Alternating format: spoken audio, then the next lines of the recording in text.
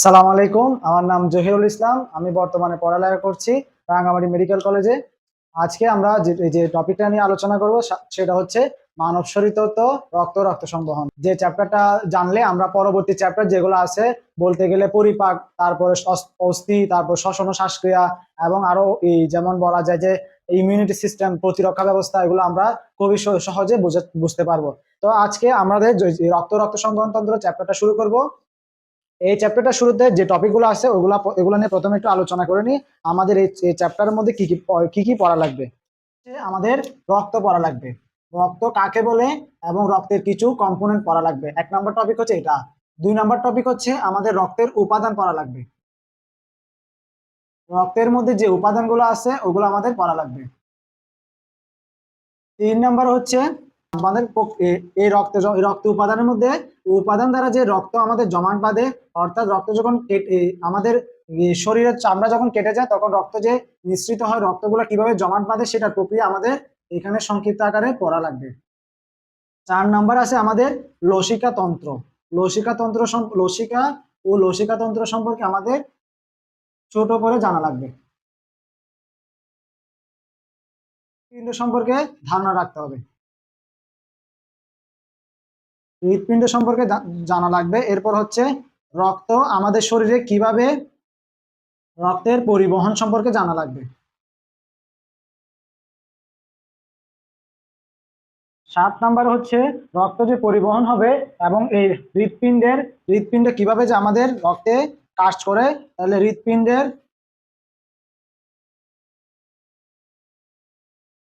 ক্রিয়াকলাপ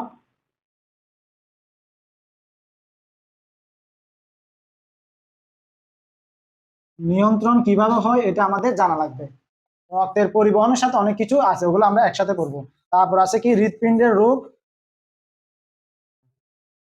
হৃৎপিণ্ড ও রক্ত সংক্রান্ত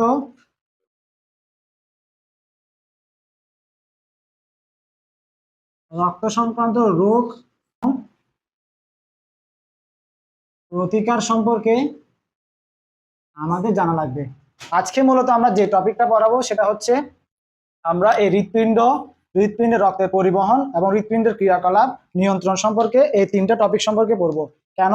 কারণ হচ্ছে আমরা যদি এই টপিকগুলো শুরু করি তাহলে এই কাজগুলো কিভাবে হয় হৃৎপিণ্ড ছাড়া আমরা বুঝতে পারবো না। সেজন্য আমরা প্রথমে যদি এই 3টা টপিক পড়ে ফেলি তাহলে রক্তের উপাদান, রক্ত জমাট বাঁধা ক্রিয়া এবং লসিকা ও লসিকাতন্ত্রের সিস্টেমটা আমরা ইজিলি বুঝতে পারবো। এখন জানলাম আমাদের মানব শরীর তত্ত্বে রক্তের উপাদান, যেগুলা এই রক্ত সংবহন যে চ্যাপ্টারটা আছে ওই চ্যাপ্টারটার মধ্যে আমাদের কি কি জানতে হবে।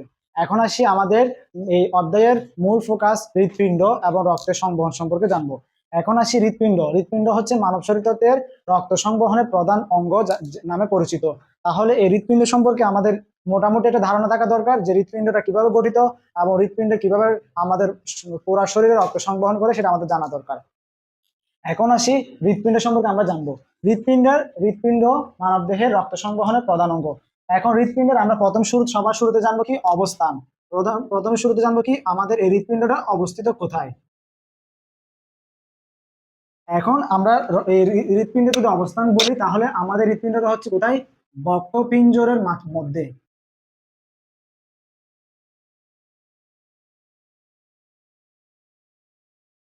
1 নম্বর হচ্ছে বক্ষপিঞ্জরের মধ্যে। এখন বক্ষপিঞ্জর বলতে কি বুঝি আমরা? বক্ষপিঞ্জর বলতে বুঝি আমরা যে আমাদের শরীরের মধ্যে যে চারপাশে হাড্ডি গুলো আছে ওই হাড্ডি দ্বারা যেটা বেষ্টিত থাকে তাকে বলা হয় বক্ষপিঞ্জর। এখন এই বক্ষপিঞ্জরের মধ্যে আমাদের হৃৎপিণ্ডটা অবস্থিত। এখন 1 নম্বর হচ্ছে এটা, কোনটা? বক্ষপিঞ্জরের মধ্যে। 2 নম্বর কথা হচ্ছে এটি মিডিয়া স্টিনাল স্পেসে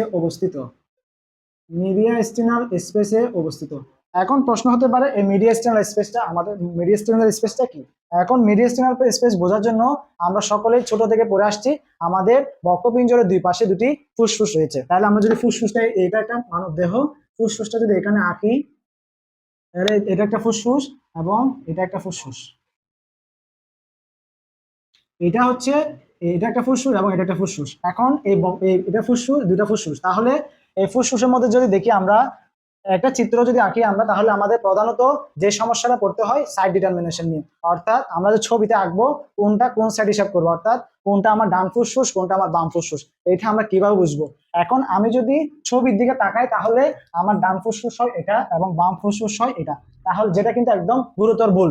তাহলে আমাদের খেয়াল রাখতে হবে আমরা যেদিকে ফেস করে আসি এবং চিত্রটা যেদিকে ফেস করে আসে সেই দিকে। অর্থাৎ আমার কাছে একটা রুগী আসলো, রুগীটা যদি তাকাই দেখি যে আমাদের ওনার ফুসফুসটা হিসাব করতে হবে, নিজের ফুসফুস না, ওনার ফুসফুসটা হিসাব করতে হবে, তাহলে আমার এটা বাম সাইড এটা ডান সাইড। তাহলে চিত্রের সাথে যদি মিলাই তাহলে আমার এটা হবে বাম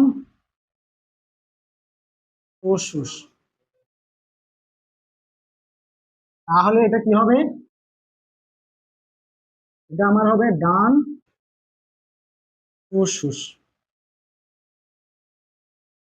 তারপরে আছে আমরা যে আমাদের শরীরের উপরের অংশ অর্থাৎ ফুসফুস যতটুকু আছে তার নিচের একটা অংশ অর্থাৎ আমাদের পেটের অংশটা এবং আমাদের বুকের অংশটা, এই জিনিসটা একটা পর্দা দ্বারা আবৃত পৃথক করা থাকে। এই পর্দাটা যদি আমি এভাবে আঁকি, এই পর্দাটা যদি আমি এভাবে আঁকি তাহলে এটা এটা হচ্ছে একটা পর্দা যার মাধ্যমে আমাদের বুকের পার্টটা এবং পেটের পার্টটা আলাদা থাকে, যেটা একটা মাংস পেশি। তাহলে এটা না, এটা কি একটা মাংস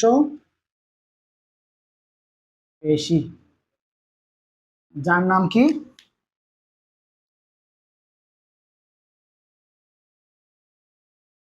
ডায়াফ্রাম।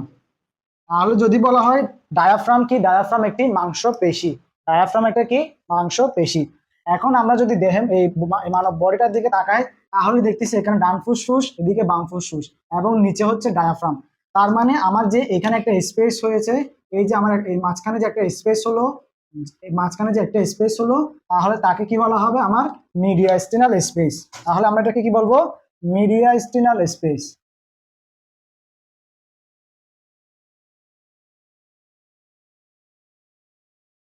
তাহলে আমরা এটা কি মিডিয়া স্টিনাল স্পেস।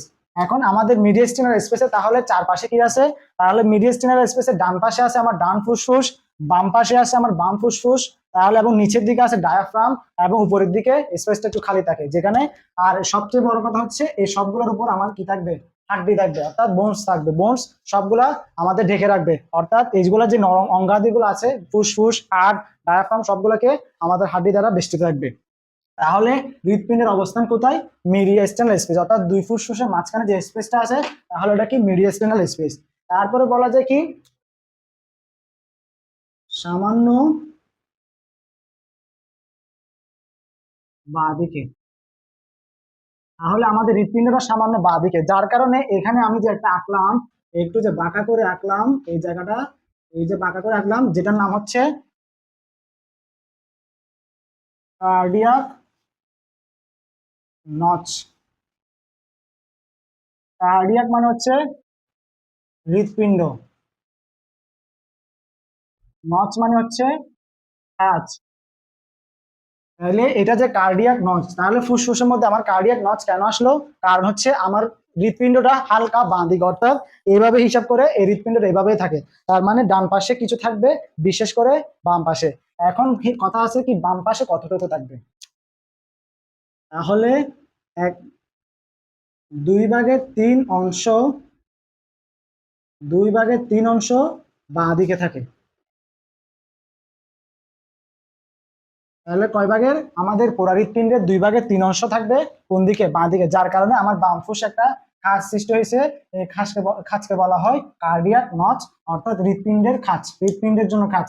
তাহলে আমরা বুঝলাম মিডিয়াস্টাইনাল স্পেসে থাকবে এবং বক্ষপিঞ্জরের মধ্যে বেষ্টিত থাকবে এবং সামান্য বাঁ দিকে থাকবে এবং 2/3 অংশ আমার কি বাঁ দিকে থাকবে।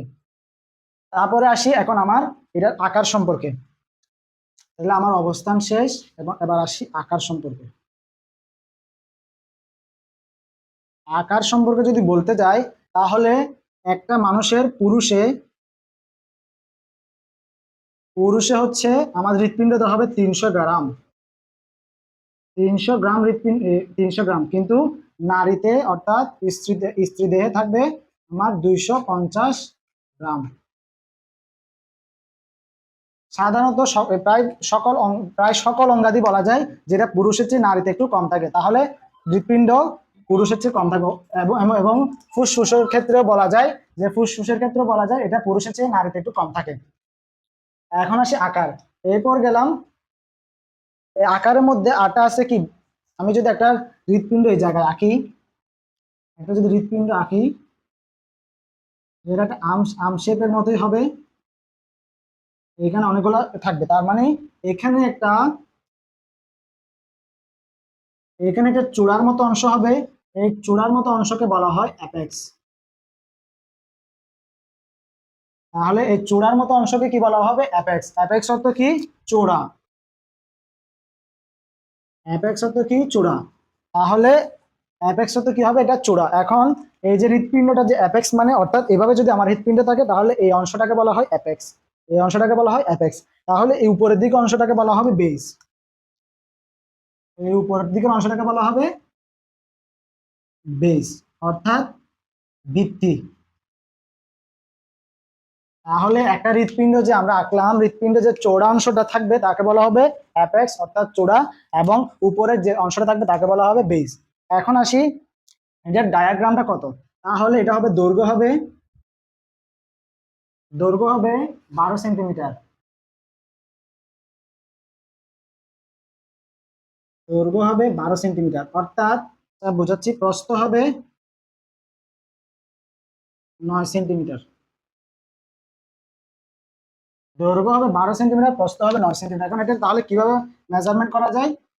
এখান থেকে এতটুকু হচ্ছে 12 সেন্টিমিটার। তারপরে আমরা যে প্রস্থ হিসাব করি, প্রস্থটা আমি তো এই বরাবরও নেওয়া যায়, প্রস্থটা আবার এই বরাবরও নেওয়া যায়, এই বরাবরও নেওয়া যায়, এই বরাবর নেওয়া যায়। তাহলে আমি কোনটা হিসাব করব?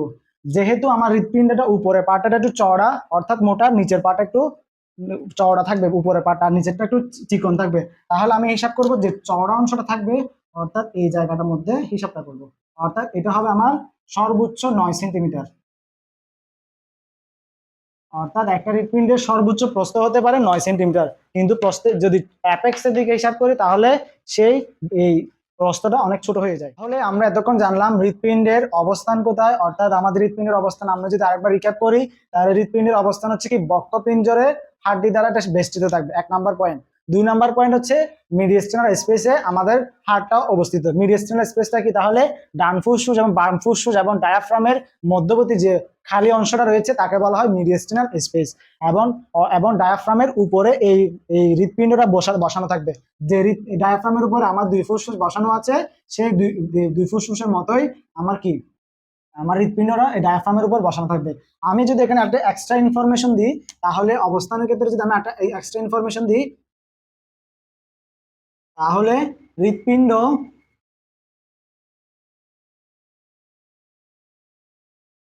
ডায়াফ্রামের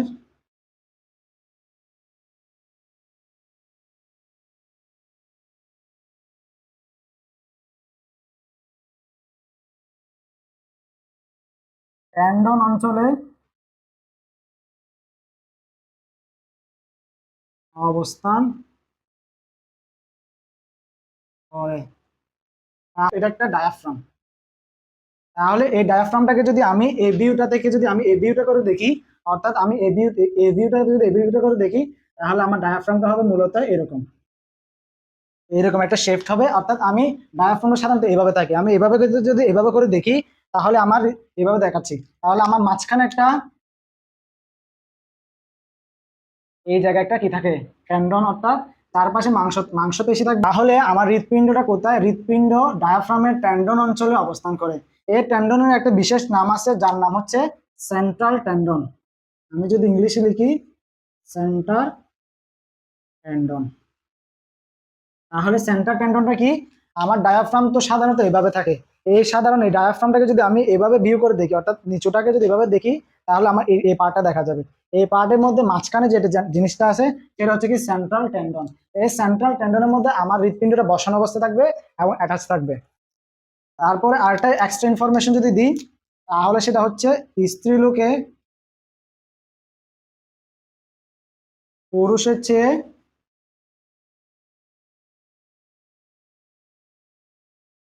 1/3 ওজন থাকে। তাহলে এই লাইনটা খুবই খুবই ইম্পর্টেন্ট, যে স্ত্রীলোকে পুরুষের চেয়ে ওই 3/1 ওজন কম থাকে। অর্থাৎ পুরুষে হচ্ছে 300 গ্রাম, যেটা আমি একটু আগে পড়েছি, পুরুষে হচ্ছে 300 গ্রাম, যা স্ত্রীতে পুরুষে 300 গ্রাম,